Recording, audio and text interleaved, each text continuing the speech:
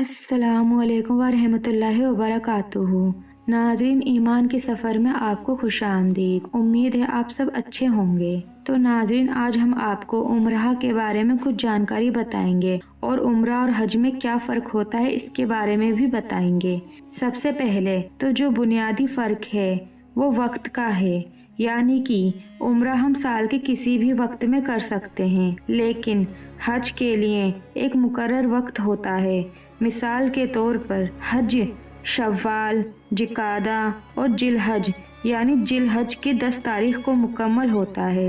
यह तकरीबन 2 माह 10 दिन का वक्त होता है, लेकिन उम्रह किसी भी दिन किसी भी महीने में कर सकते हैं। इसी तरह उम्रह में हम अराफात में नहीं ठहरते हैं, वुकूफ नहीं करते हैं, लेकिन हज में यह लाजिम होता है, यह जरूर करना होता है। और जब हज किया जाता है तो उसमें कुर्बानी लाजमी होती है, जो हर हज करने वाले को करनी होती है, लेकिन उम्रह में कुर्बानी नहीं की जाती। जब हम हज करने जाते हैं तो इसे 3 हिस्सों में तकसीम करते हैं, यानी हम कहते हैं एक इफराद है, एक किरान है और एक तमत्तो है।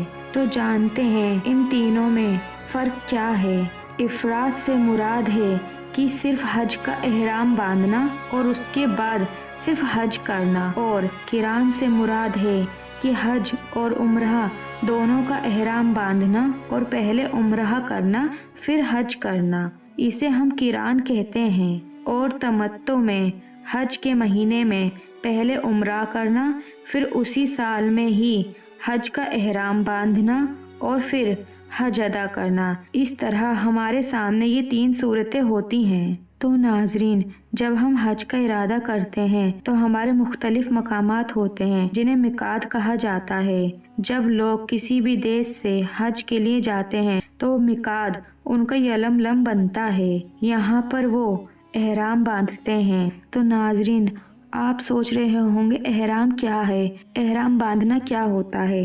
यह एक अनसिला कपड़ा होता है जो मर्द के लिए अनसिला होना लाजिम होता है।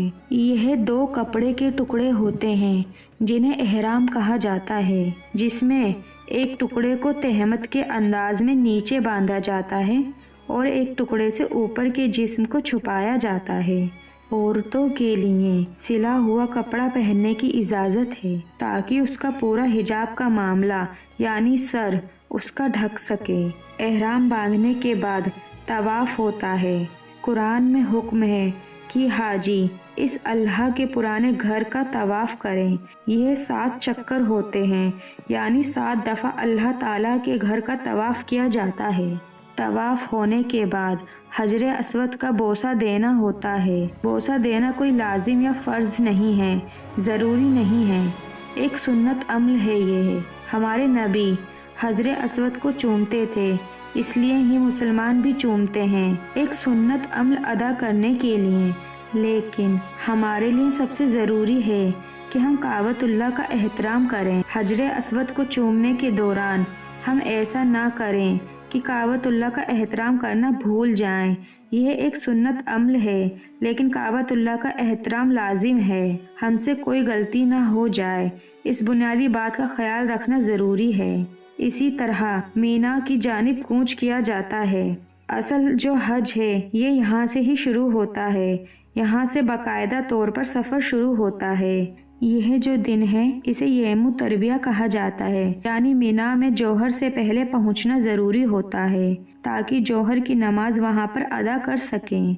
फिर रात को वहीं ठहरते हैं और फिर 9 जुलहज दोपहर को अराफात के मैदान की ओर कूच किया जाता है। अराफात में जोहर और असर की नमाज को जमा करते हैं और सपहर से मगरिब तक का जो वक्त होता है इस वक्त क़याम किया जाता है। अराफात में इसको उफ़्फ़े अराफा भी कहा जाता है। और उसके बाद गुरूब आफ्ताब के बाद यानी सूरज छिपने के बाद अराफात से रवाना होकर मुज़दलिफ़ा की तरफ हम जाते हैं और मुज़दलिफ़ा में हम ठहरते हैं। मुज़दलिफ़ा में मगरिब और इशा की नमाज इकट्ठा अदा की जाती है। हज के दौरान ये 2 नमाजें इकट्ठा पढ़ी जाती हैं और हाजी फिर वहाँ रात बसर करते हैं और नमाज फजर के बाद मीना की तरफ रवाना होते हैं। 10 जुल हज یعنی بقرعید والے دن صبح کو مینا میں آ جاتے ہیں۔ اسے یوم النحر کہا جاتا ہے، یعنی نہر کا مطلب ہوتا ہے قربانی۔ یہاں پر قربانی کی جاتی ہے، یعنی مینا میں نماز عید اور پھر قربانی کی جاتی ہے، اور قربانی کے بعد طواف الحفاظہ کیا جاتا ہے۔ یہاں پر احرام کھول دیا جاتا ہے، پھر واپس منہا میں جایا جاتا ہے، وہاں حاجی کا حج مکمل ہوتا ہے۔ لیکن اس دوران شیطان کو کنکڑیاں ماری جاتی ہیں، لیکن شیطان کو کنکڑی جو مارنی ہوتی ہے وہ قربانی سے پہلے مارنی ہوتی ہے۔ پھر قربانی کے بعد منہا میں جا کر حج مکمل ہو جاتا ہے۔ امید ہے آپ کو عمرہ اور حج پر فرق معلوم ہو گیا ہوگا۔ آپ جانتے ہیں کہ ابھی کچھ وقت پہلے ہندوستان کے ایک جانے مانے کلاکار شاہ رخ خان بھی مکہ میں اپنا عمرہ ادا کرنے گئے تھے، اور اس پر دنیا بھر کے مسلمانوں میں کافی چرچا ہوئی تھی۔ کچھ لوگوں نے مبارکباد دی، کچھ لوگوں نے تنقید کی، کچھ لوگوں نے برائی کی، کچھ لوگوں نے اچھائی کی، کچھ لوگوں نے بولا کہ یہ ایک پبلک اسٹنٹ ہے اپنی فلم کو پروموٹ کرنے کے لیے۔ سب لوگ اپنے اپنے طریقے سے اپنی رائے دے رہے تھے کہ ان کی کمائی حرام کی ہے، اس کا عمرہ قبول نہیں ہوگا، ان کا ایمان پکا نہیں ہے، اور طرح طرح کی باتیں۔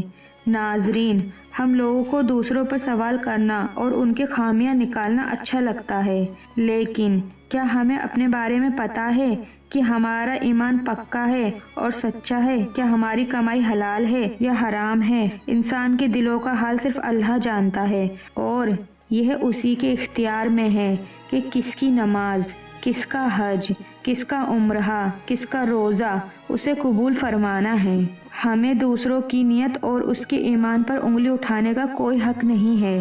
شاہ رخ خان کا عمرہ قبول ہوا یا نہیں یہ صرف اللہ جانتا ہے، اس لیے ہمیں اس بے فضول کی باتوں میں وقت ضائع نہیں کرنا چاہیے، اور ایسا کرنا گناہ ہوتا ہے۔